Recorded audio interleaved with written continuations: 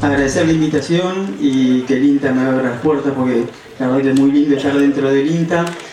Y voy a caminar, a mí me cuesta mucho hablar como Luis, por dos cosas. Una, pues soy medio inquieto, y el segundo tema es que tengo un poco de frío, el cambio de la actitud me afectó.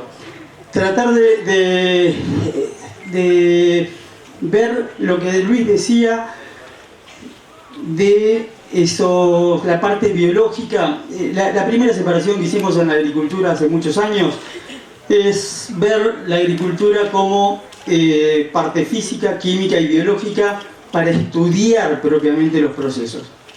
Pero en ese estudio de los procesos es obvio que tenemos que separarlo, pero cuando lo usamos a campo deberíamos abstraernos de esos procesos físicos, químicos y biológicos y empezar a entenderlos, que interactúan y que interactúan bastante.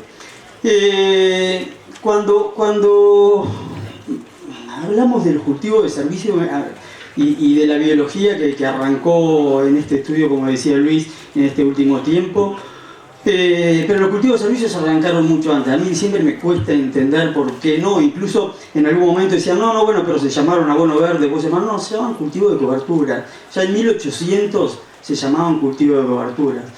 En 1890 se llamaban cultivo de cobertura, se pasó, pero no importa, y se trabajaban fuertemente para... déjalo, pero eso quería poner porque, digo, ahora que está de moda y que descubrieron la vicia villosa. Bueno, la vicia villosa en 1890 ya había ensayos de vicia villosa y de crimson, de esa planta tan linda que usan como cultivo de servicio en Estados Unidos con flor roja.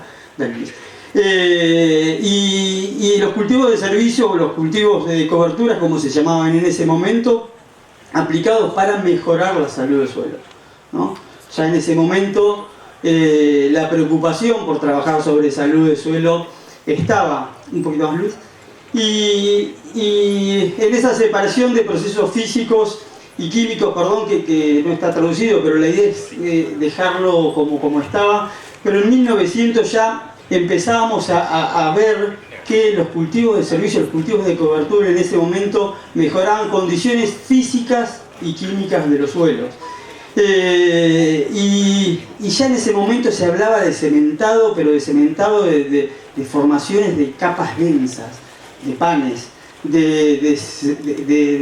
y procesos químicos como en ese momento, bueno, acá seguramente el potasio faltaba, algún problemita seguramente no eran ricos en arcillas ilíticas y por eso esos problemas, pero también en fijadores de nitrógeno, ¿no? O sea, problemas químicos y físicos solucionados con cultivos de cobertura. Adelante. Y allí, como esa físico y químico, los procesos se fueron estudiando desde hace muchísimos años. En la agricultura en Argentina, y el INTA empezó a trabajar hace bastante en algo de biología, y hace 2006, más o menos, casi 20 años, en APRESID empezamos a trabajar en el BioSPAST, Biología del Suelo para una Agricultura Sustentable, en el cual Luis empezó a trabajar con nosotros en ese momento, y allí yo me voy a lo grande. Este trabajo es de José Camilo Vedano dentro de campos de APRESID, chacras de APRESID, visto en lombrices, pero Luis ya mostró bastante de que a los bichitos chiquitos también los transformamos. Luis habló de que podemos influenciar fuertemente en los procesos físicos, químicos y biológicos de nuestros suelos. Indudablemente podemos cambiarlo absolutamente. Todo lo que allí abajo tenemos se puede cambiar de acuerdo a cualquier práctica que uno haga. Monocultivos cambian absolutamente, y las distintas rotaciones cambian absolutamente, los sistemas de fertilización cambian absolutamente, todo lo que hacemos en nuestros suelos cambian partes de nuestros suelos que a veces los procesos son reversibles y a veces son irreversibles. Adelante, Luis. Y en esas, vamos ya a tratar de meternos en esas ideas de ver química, física y biología. En una de las chacras de la chacra Pergamino empezamos a ver Cuando fuese fundada, duró 9 años, ya se cerró, porque respondía a las preguntas que tenía que responder, pero lo que veíamos era que, como bien decía Luis, había que capturar carbono. Y como teníamos que capturar carbono, porque los suelos, Luis lo comentó algo que no tiene que pasar desapercibido, es que los suelos no podemos dejar que pierdan carbono. Los suelos respiran continuamente, están los 365 días respirando. Y respiran, y como todos vamos perdiendo peso por respirar, la forma que tenemos de que nosotros comemos, los suelos tienen que comer, y la forma de comer de los suelos es la fijación de dióxido de carbono de la atmósfera por autótrofos, por plantas. Y si estamos barbechando 6 o 7 meses al año, los suelos empiezan a perder carbono. Si estamos preocupados por emisiones, es uno de los temas que tenemos que empezar a pensar en no trabajar en barbecho. Y si estamos pensando en engordar nuestros suelos, como decían nuestros abuelos, le tenemos que dar de comer, y para darle de comer hay que darle de comer los 365 días del año y no mantenerlos 7 meses a régimen. Y en ese sitio, como el pensamiento era que teníamos que generar carbono. ¿Querés ponerlo, Luis? Si te queda el lugar, no sé si queda el lugar. En ese... Decime cuál, ya veo que rompo. Sí, pero cuál... En ese proceso de capturar carbono, nosotros lo que nos equivocamos, hicimos lío, lo que nos equivocamos es en el momento que teníamos que capturar carbono, y dijimos, bueno, si tenemos que capturar carbono hay que agarrar muchas gramíneas, tenemos que sacar, piensen en un proceso sojizado, y en ese proceso sojizado decíamos, no, la soja no que esté, pero que sea una partecita de eso, pero que haya muchas gramíneas. Y la verdad que hicimos la bomba de carbono, aquellas rotaciones que teníamos muchas gramíneas en invierno y muchas gramíneas en verano. No le dábamos régimen al suelo, capturábamos carbono, y allá lo que nos pasó fue que se cayeron los rendimientos y no había nitrógeno de fertilizante que alcance para estas rotaciones. En 3 años la rotación se cayó, no había forma de acomodarla, y poníamos cantidades de fertilizantes. No anda, Luis, así que si querés, ahí. Ahora no anda nada, no importa. Poníamos cantidades de fertilizantes que no alcanzaban, no se las digo porque son horrorosas, pero cantidades de fertilizantes increíbles para ver si podíamos revertir este problema de las bombas de carbono. Entonces, indudablemente el problema era químico, ¿no? Porque faltaba nitrógeno. Dale, Luis. Y la solución no era química, la solución era biológica. Automáticamente, en ese momento, cuando esas rotaciones las descontinuamos, la bomba de carbono, y pusimos una sola leguminosa, que en ese momento fue la vicia, las rotaciones cambiaron absolutamente, los rindes mejoraron absolutamente, y empezaron a mejorar las capturas de carbono, ¿no? Entonces, esa simplificación de creer que los problemas químicos se solucionan con soluciones químicas es uno de los principales problemas que hacemos y que hicimos nosotros en este sitio, en el cual el problema no era químico, sino que el problema era químico, pero la solución era biológica. Y en esa solución biológica, con los fertilizantes no nos dábamos cuenta, esto es muy nuevito, este es un paper del 2021, pero no nos dábamos cuenta que al agregar mucha cantidad de fertilizante, lo que empieza a suceder es que empezamos a actuar fuertemente sobre la actividad biológica de nuestros suelos. No solamente actuamos sobre la parte biológica, un ratito antes, que me quiero quedar ahí, en rosa, bueno, si ven lo de la derecha es un exceso de fertilizantes, el gradiente verde es como mayor cantidad de fertilizantes, el de la izquierda, que está de mi lado, es menor cantidad de fertilizantes. Y los primeros que se empiezan, esos rositas son micorrizas que están trabajando ahí con las raíces juntas para darle buena nutrición. Empezamos a trabajar fuertemente sobre las micorrizas, se empiezan a caer las micorrizas. Todos esos violetitas que están ahí son de esa cantidad de bichitos que habló Luis, que terminamos afectándolos por tener fertilizantes ureicos en este caso, y lo que baja es una naranjita, es el nitrógeno liberado de la materia orgánica asociada a los minerales. también baja fuertemente esa cantidad de nitrógenos. O sea, afectamos fuertemente mucha cantidad de procesos biológicos y nos empezamos a hacer, como bien decía Luis, como adictos a esas altas fertilizaciones nitrogenadas. Una más, Luis. Y en la misma línea, ya podemos saber, la ciencia nos enseñó que lo que hacemos arriba, lo que hacemos normalmente es lo que está arriba, ¿no? Es lo que dice FAD, es materia orgánica de liberación rápida, después la materia orgánica de liberación más lenta, y la MB es la microbiología, la cantidad de biología que tienen nuestros suelos. Queda todo chiquitito, empezamos a poner mucho nitrógeno y empezamos a tener pérdidas grandes de nitrógeno, pérdidas de nitrógenos a la napa, pérdidas de nitrógenos a la atmósfera, con esto que bien Luis llamó el óxido de nitroso. El óxido de nitroso no solamente es un gas de efecto invernadero, sino que es un gas que afecta a la capa de ozono. Si tenemos ganas de seguir andando al sol y que nuestros nietos anden al sol, vamos a tener que pensar fuertemente que la capa de ozono cada vez se está debilitando más, y el 60% de la emisión de gases de óxido de nitroso del mundo viene de la agricultura.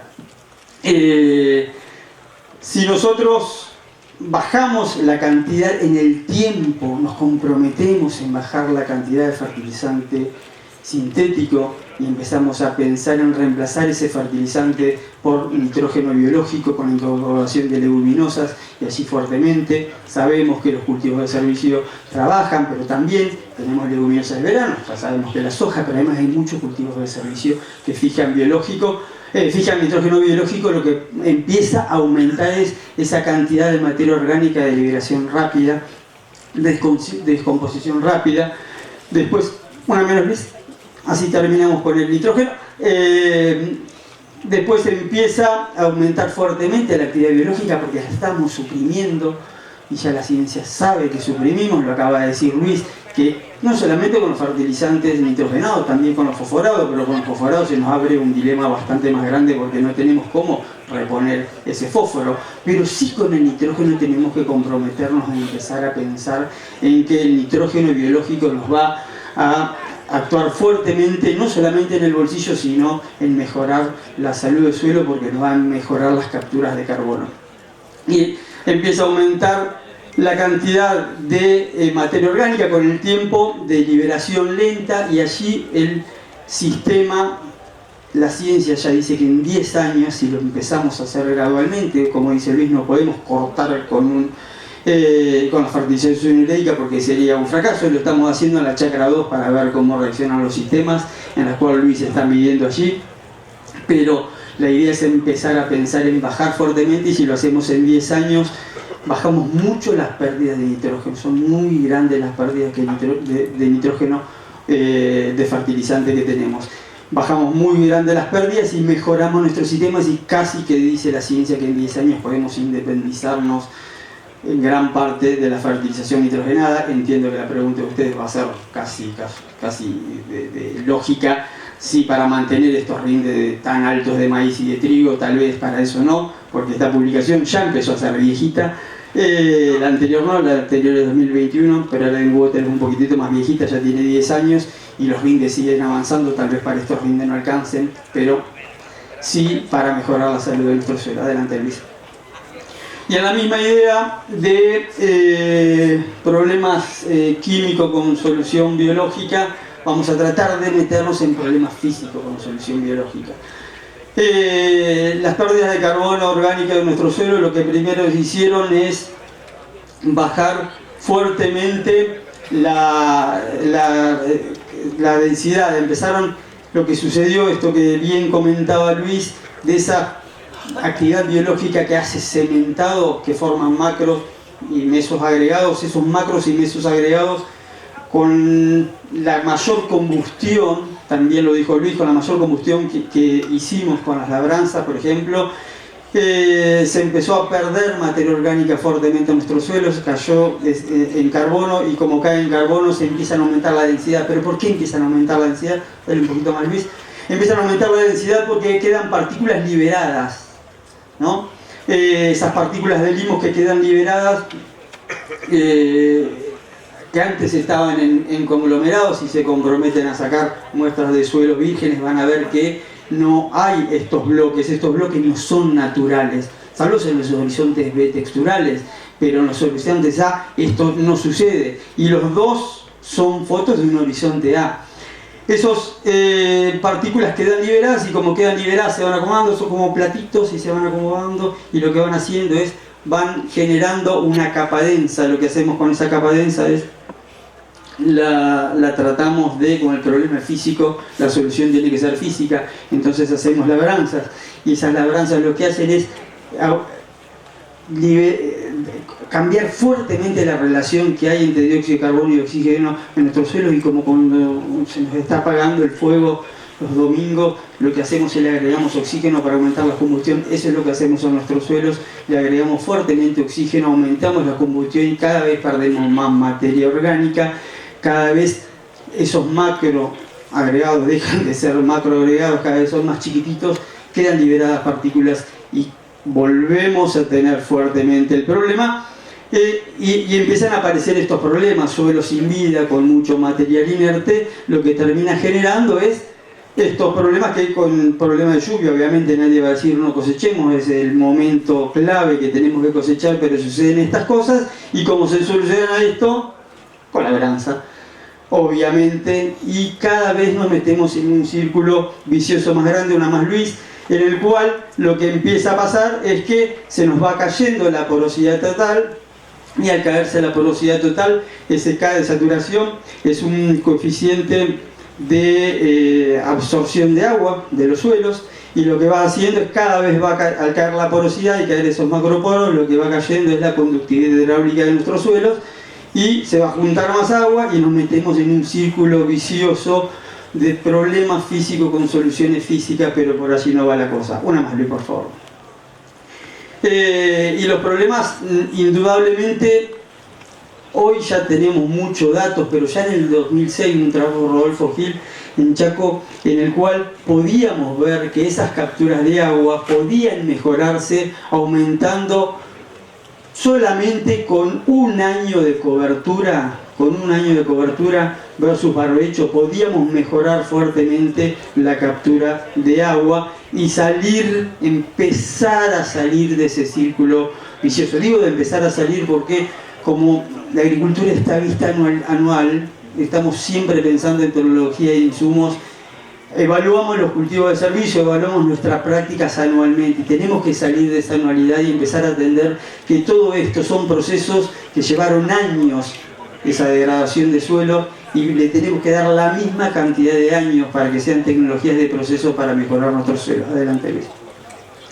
Y así en nuestra chacra Pergamino pudimos empezar a entender con dos datos. Este trabajo es de Guille Peralta, pero vamos a mostrar uno más de Luis, en el cual lo que pudimos ver es que a medida que aumentábamos nuestra intensificación, ¿qué pasaba? Aumentaban la cantidad de raíces, y empezamos a tratar de recarbonizar nuestro suelo, que es lo que tenemos que hacer para no tener capas densas. Y lo que se puede ver que a medida que aumentamos las intensificaciones entre sitios, ahora les voy a explicar por qué es tan baja la pendiente del de abajo, pero a medida que aumentábamos la intensificación, lo que empezaban a hacer es que ese espesor de capas densas empezaba a bajar fuertemente. Esas densidades pero no solamente hace que el agua entre más lento, ahora lo vamos a ver, sino que hace que las raíces no puedan entrar y exploren menos, y puedan explorar menos y pueden ir a buscar menos nutrientes, pero también pueden ir a buscar menos agua, y nos genera otro círculo vicioso ya dentro del cultivo. Eso puede cambiar si yo recarbonizo mis suelos y puedo disminuir mis capas densas. Adelante, Luis. Y este trabajo sí ya es de Luis. En azul, de abajo para arriba, son agregados cada vez más grandes, y los que están arriba son partículas sueltas. A medida que aumentamos la intensificación, aumentamos la captura de carbono, aumentamos la actividad radicular. Recuerden eso que decía Luis, de que el suelo más fértil y el mejor suelo está pegadito a las raíces. Si ustedes sacan plantas, van a ver que en esas raíces hay mucha cantidad de tierra que le vamos a golpear y no va a terminar saliendo, porque es la formación de esa cementación y esa primera parte de formar esos agregados. A medida que aumentamos la intensificación, aumentamos la cantidad de raíces y salíamos de esas rotaciones de barbecho, podemos aumentar nuestros macro, mesos, microagregados, macro y meso, perdón, en ese orden, y empezamos a tener cada vez un suelo más estructurado, más parecidos a aquellos suelos donde no está la actividad del hombre trabajando. O sea que el problema era físico, pero la solución no es física. La solución es biológica y con algún tiempo. Esto es el mismo resultado, esto es un índice de estallido del mismo Rodolfo Gila, el cual citamos ahí en el 2006, diseñó dentro del INTA.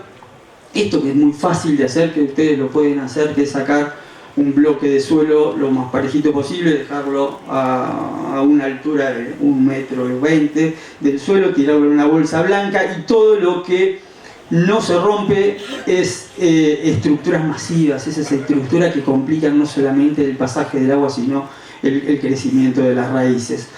Y pueden ver que rotaciones que son más intensivas, pero que, por ejemplo, déjalo el origen, está bueno. Pasar si querés. Tienen rotaciones más intensivas, empiezan a no tener esa cantidad de bloques mayores a 5 centímetros que dificultan el crecimiento de raíces y circulación de agua. Esto es exactamente lo mismo, visto por rotación. A medida que aumenta lo verde, son esas cantidades de partículas que se disgregan. Las partículas azules son bloques de menos de 5 centímetros, y lo que está allá en aquella punta son bloques de entre 5 y 10 centímetros, que son esos bloques grandes más complicaditos. Adelante, Luis. No más, por favor. Y acá yo tratábamos de entender, cuando se habla de siembra directa, que no es solamente siembra directa, ¿no? Esto es también esto lo hizo Guille Peralta, por favor, y es entender que hay 4 cositas dando vueltas ahí, que la siembra directa es una, que aumenta la cantidad de carbono, pero no la siembra directa sola per se, sino que tiene que haber rotación de cultivos, obviamente una nutrición balanceada de cultivos, y obviamente que tiene que haber diversidad. Ahora lo vamos a hablar de vuelta, pero tiene que haber diversidad en esto de diversidad de gramíneas y leguminosas, y diversidad de cultivos, y que las pasturas son la vedette indudablemente en esas capturas de carbono.